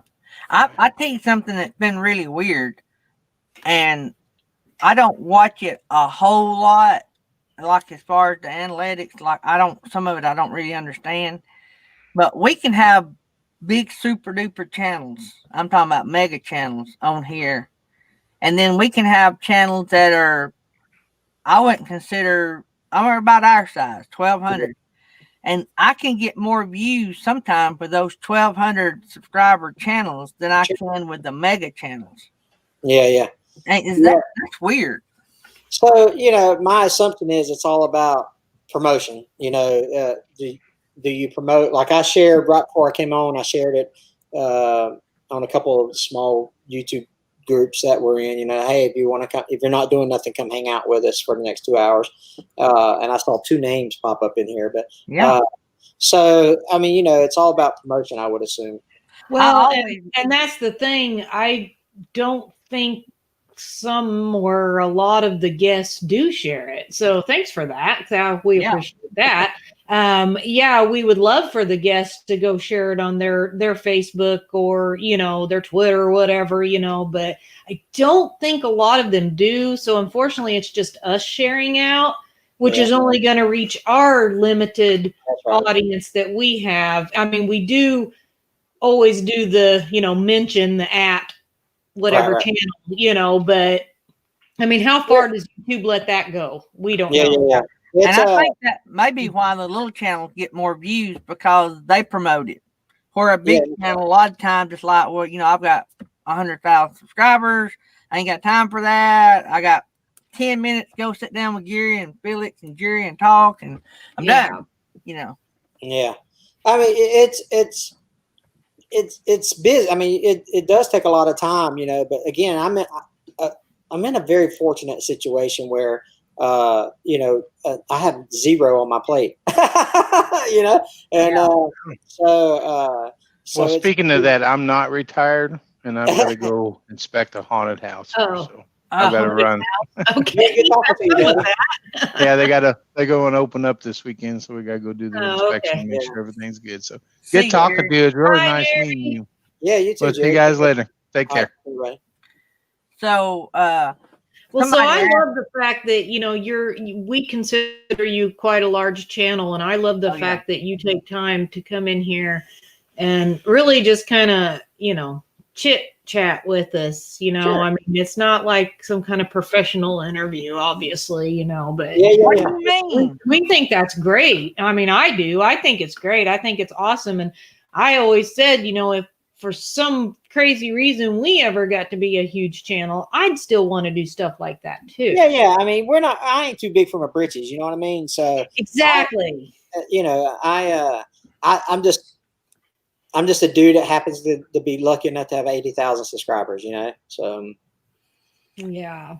So we had a question. Somebody asked how were you able to retire at such a young age? You probably went into service young, didn't you? Yeah, I did. I was 20 so not quite 18. A lot of guys go in at 18. But I was 20 when I joined, and I did 25 and a half years, almost 26 years, and retired a lieutenant colonel. And so that pension was able to and I live in a county where our cost of living is so low, it's crazy. You know what I mean? So like our property taxes last year, I think was like $512. Wow. Yeah. So, I'm zoned agricultural, obviously. And so that helps some. But I mean, our cost of living in this county is so ridiculously low. It's pretty easy to maintain we get the pension and so that sustains us. And then all our YouTube stuff is play money. Yeah. That's awesome. Yeah. So when you was talking earlier about you turned down so many product reviews, do you have, and you don't have to go into any detail, but are you starting to get a lot of companies to talk to you now versus before you had to go out and talk to them? Are you having companies come to you now and say, hey, let's work together? We do. We do get more than that, and I suspect it will only get worse once I pass 100,000. To be honest with you, that's probably a benchmark where companies might go start looking. Other companies, but and I do unless again, like they're the meat thermometer people. If there's something that is genuinely, I think will be successful on my channel, we will go look at their products. But more times than not, we don't. We just say thanks for thinking of us, but meat thermometer, because you are homestead, you cook, blah blah blah, But so do you get weird stuff that have absolutely nothing to do with anything you do on your channel, and you're like, why? Yeah, I have no idea. We love your content. We think our video games will do well. Roblox or Minecraft or something. And I'm like, nah, you're good. So obviously they don't really look or watch the channel. They just are looking at your subscriber count and saying, oh, there you got a lot. Let's see if they'll do it, Which is not smart on a marketing department, because I got 80,000 subscribers, but what if I get 500 views per video? That does nothing for them. True. What I mean? So that's really the reason why I think Branson liked us so much, was because we had 6,000 subscribers, but we would get 15,000 views on a video, Right. And so, those views start adding up. Like I say, we've already put a million views in 5 months on Branson tractors. And so, you put out a video and it's getting 10, 15, 20,000 views on a tractor versus, my diesel, my heavy equipment stuff. I've got 2 videos on my channel that are over 1 million views. And so those are big, heavy hitters for us, and we have, I want to say we have 13 or 15 that are over 100,000 views. And so, that's what marketing departments should be focused on, the views, not subscribers. Yeah, I agree. It's against the terms of service to buy subscribers, but people do it. You know what I mean? Right. And, so who cares how many subscribers you got? Yeah, that doesn't matter if people aren't watching your stuff. Exactly. There's a channel that I'm not subscribed to them, but I pop in every now and again just to kind of keep tabs on what they're doing, because I like their content. And they've got the same amount of subscribers I do. But he'll, like I say, he'll get like 1,000 views on a video. And I'm like, I don't even know how that's possible. So. Yeah. And he's probably got sponsors and everything as well, ain't he? I'm not sure. Yeah, I'm not sure. But I don't. But with that being said, I also don't want to turn into a sales channel. I don't want to sound like a NASCAR driver, doing a video or whatever. Because so what we've actually started doing to kind of mitigate that is talk about. I've only started probably 6-7 videos ago, where I say, how about you? I'm Hank, welcome to Hamiltonville Farm. Today's video is blah, blah, blah, blah, blah. if you like anything you see, tractors, tools, implements, t-shirts, if you like any of that stuff in our videos, I'll leave all the links in the description below. That way I ain't got to talk about it no more the rest of the video, you know, so I don't have to mention the products. I don't have to mention and that way people don't be like, man, all he talked about is this Branson tractor and this Homestead implements and this, you know, name brand here, name brand there, name brand here. And so I'm hoping that technique kind of helps where I don't sound like a sellout, basically. Well, I definitely like that better because I've clicked into some YouTube channels to watch their video, and the first 3 minutes is nothing but an advertisement for whatever. You know, there was one for a wine club, you know, and I'm like, okay, I mean, I love wine, but I don't want to sit here and watch your 3-minute commercial. I want to see what your video's about. I skip through it. I don't watch it. So yeah, and I don't want to get that way because the people, my audience, my loyal audience already knows I'm sponsored by them. So, you know, no need to, just a quick mention, and I'm not obligated to say their names or anything like that. They don't tell me I have to make 5 minutes of, I don't have to have X minutes in the video and all that. So I don't have any type of constraints like that. So, but I mean, it's obviously working for us, you know? Yeah. So when's the boss lady going to get her own sponsorship? So she's got a couple, she's done some partnerships with some seed companies and stuff like that. Yeah. Cool. She's got a lot of talent there. I can see a lot of opportunities. Man, I'm telling you, seriously, we could spend the next 3 hours talking about how great she is. And I'm not saying that because, obviously I love her. Well, I hope so. Yeah. So, but she's super, super talented. And I'm when you get married, be the ugly one, right? And so I've got that licked. You know, she's beautiful, she's talented, she's smart, and I'm just very, very, very blessed. I married up. I know exactly what. Yeah. So, yeah, for sure, man. But no, but like I say, we are just, we think about what can the farm do for us? How can we? And I'm not all about. Obviously, I want to make money, but if we make $1 million or $10, I'm cool with that. We're not all about the money or whatever. We just, you obviously want to be compensated for your time and effort for doing certain things, right.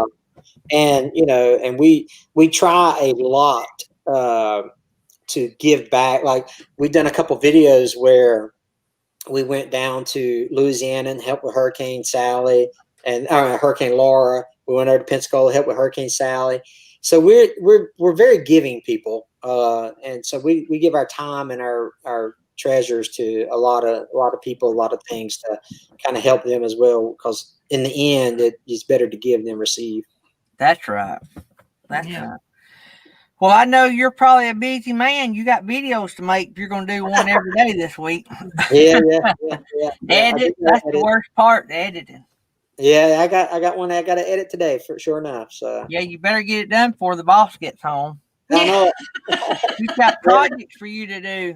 We got 20 minutes. I'm 11. Listen, I got to eat lunch at 11 o'clock. And that's 20 minutes from now, right? And so, my body was like, "Hey, feed the fat boy here." And, that's no problem. Fat boy need to eat too much. Yeah. Man, I'm so excited that y'all allowed me to spend some time with y'all this morning. I'm excited that you came. 80,000 sub channel come to little bitty Daydream 1100 subscribers. Wow, you guys are awesome. And so we're just having fun. Yeah. We want to give everybody the opportunity to expose to new people and be exposed to new people, and we thought it was a good idea. We get up and do it every morning.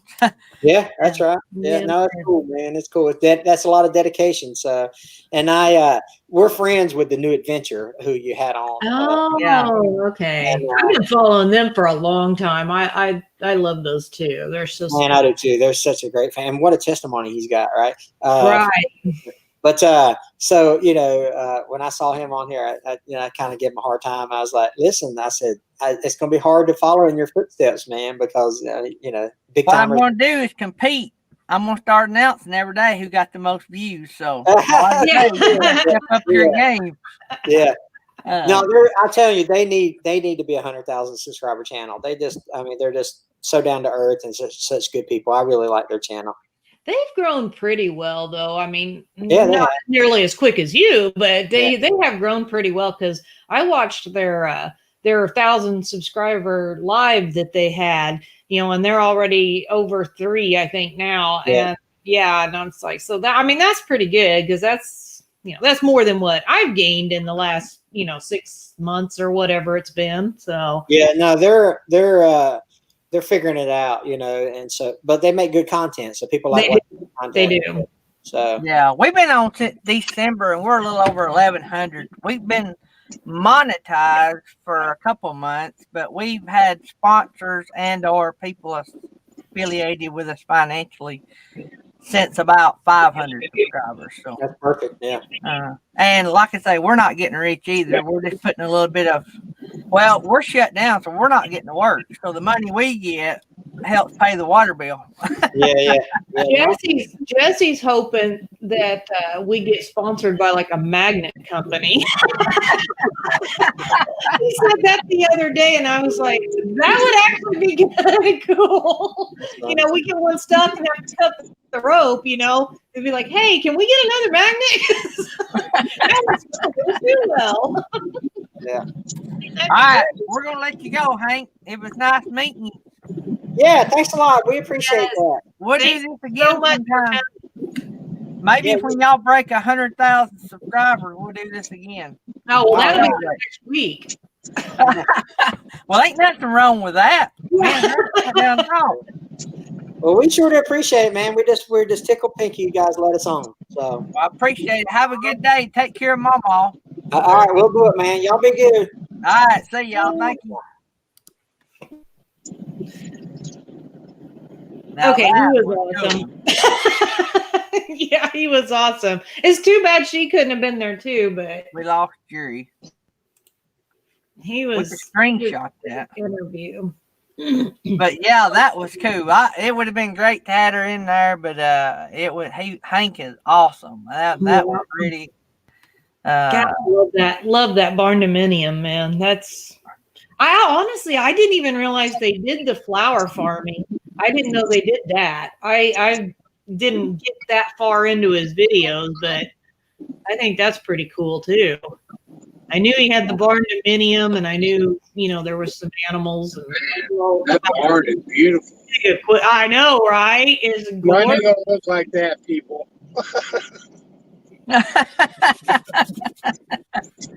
Oh man, that was amazing. And Hank's so down to earth. Look, I bet his wife had her hands full with him. I don't know. She probably puts her foot down, and that's the end of it. He's a serviceman, so he's used to taking orders. Yeah, I'm sure she gets a lot of yes, ma'ams. From the sounds of it, though, he didn't take too many orders. He was pretty high ranking there, wasn't he? Yeah. He said he was a drill sergeant, so he had to yell at some people. Did I hear him say he retired a lieutenant colonel? Is that what I heard? Oh, I didn't Or hear what that. I heard? Is that what he said? I don't remember. But anyway, he's done good, and I'm sure they've managed everything well. They got a beautiful place. The flower business sounds awesome. So maybe It that's can be very profitable. Yeah. Lieutenant Colonel, his way homestead said. Lieutenant Colonel. Okay. So he didn't take orders from very many people. I'm not a service guy, but anything with Colonel on the end of it sounds pretty high ranking. Yeah, but what he did in the Army has absolutely nothing to do with his marriage. So Well, he right. probably does now. So. Yeah, he probably does. You heard him cut those flowers. Yeah.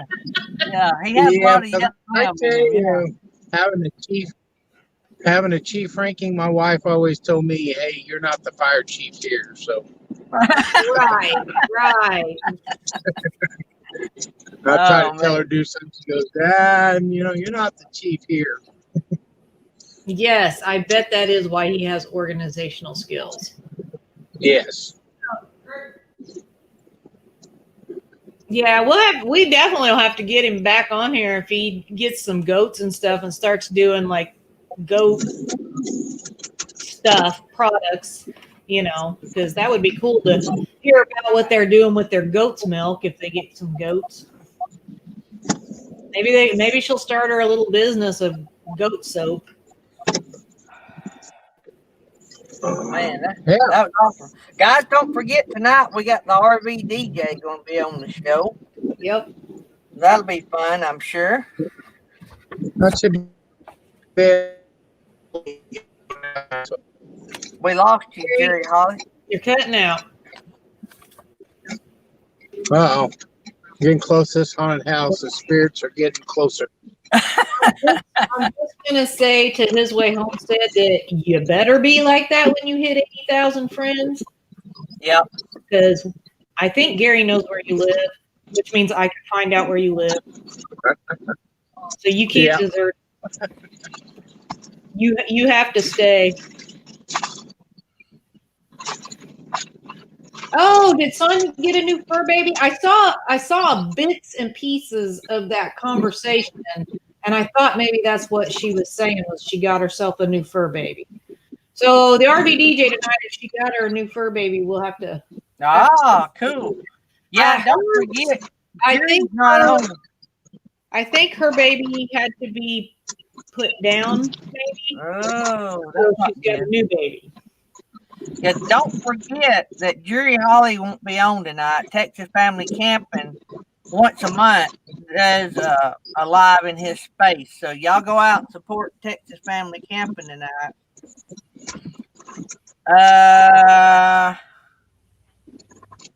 Man, that was pretty cool. I gotta go and watch some of his stuff. I am not. No.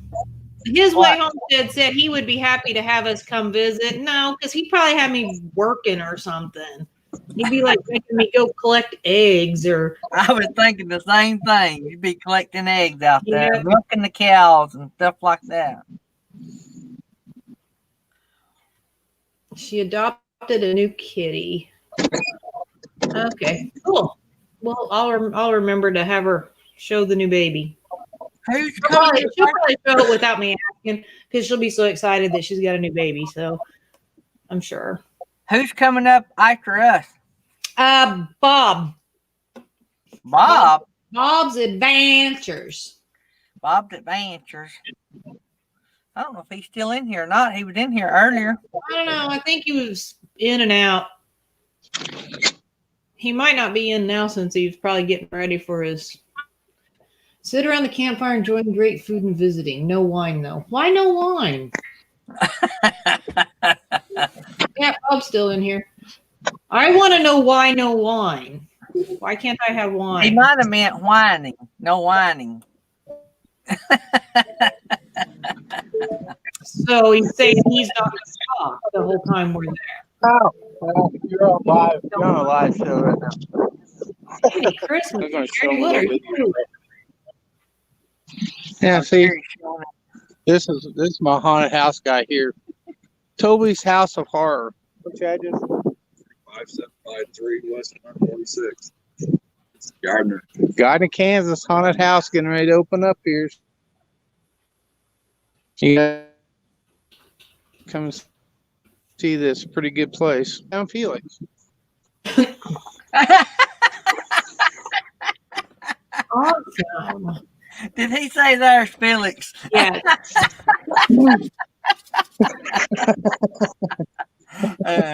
Jerry, she knows where you live, buddy.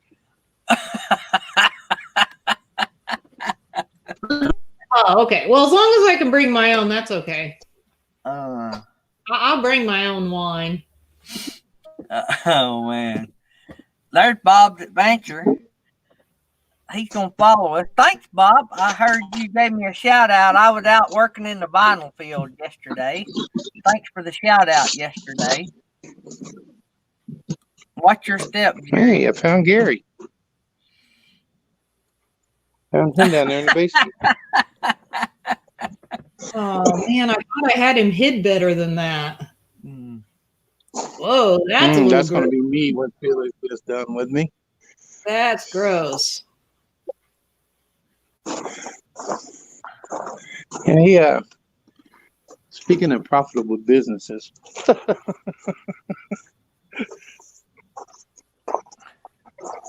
Does this guy do this every year, Jerry?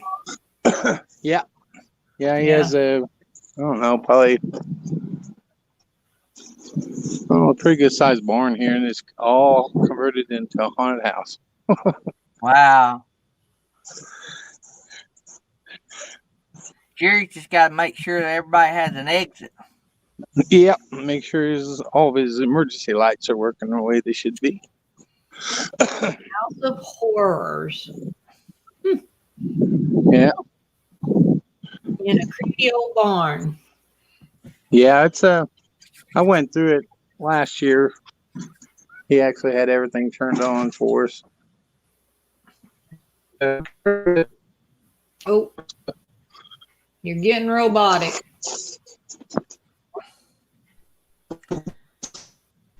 Oh, Meemaws, do you know this haunted house too? I think Meemaws knows this haunted house. His way said no more closet. Yeah, because you're in that little grated hole. Yep. We're going to keep you there, Gary. Oh, I think Jerry completely froze now. Got inside the barn and lost his reception. That's why people that investigate haunted houses for real never has reception. Get it? Oh, okay, Meemaws. All right, we'll take Jerry down. We've lost Jerry. Yeah, I think we lost him completely. I hope he comes out on the other end somewhere. Whoops. I think he's back. Dark. Ooh, that's dark. Okay, now we're just waiting on the other county inspector to get out here, and we'll be able to. Right, Johnny, that house is amazing. That barn dominion, that's really awesome. Oh no, that was incredible. I think everybody was loving on that barn dominion. Hey, a bus! We could do a schoolie.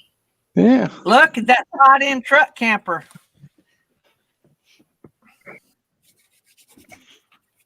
You gotta show him your truck camper. Look at this. It's the Hornet. Wow. That fit right in the back of your truck. Yep. That's a big one though. Yeah, that is pretty big.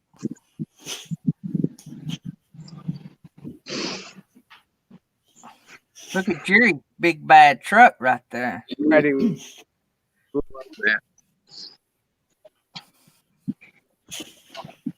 Pretty interesting place. RV weekend. Jerry drooling. Everyone's here. Gary is, yeah. That's a nice one. I mean, it's an older one, but it's a nice one. Yep. There you go, Jerry. You got a new truck. Will that set on your truck? I don't know what that half ton. Or you just bought a half ton, though. You just bought a half ton. Yeah, he got a big 3/4 ton, so I doubt my little half ton will carry that. Yeah, you bought one of them kid trucks. That don't look tall enough for Jerry to stand up in. Yeah. Well, see, the center is taller. The center's taller. So you're just looking at the part that goes over the wheel. I mean, the truck rails. The center part, the hallway, Really tall. yeah, he is pretty tall. I'll see. He's even I'll see if taller. you let me go in. I don't even know if you can get in there. I'm tall or Gary's short. Yes. It's got a house doorknob. Uh-oh, we lost Jerry. The things Jerry shows us on live streams. From a haunted house to a truck camper. Get to watch a house burn. He's gonna do Hey, I think did you next say you were Wednesday. Next Wednesday. Wednesday? Video or live stream? I'm probably gonna do a live stream next Wednesday when we're burning those cells.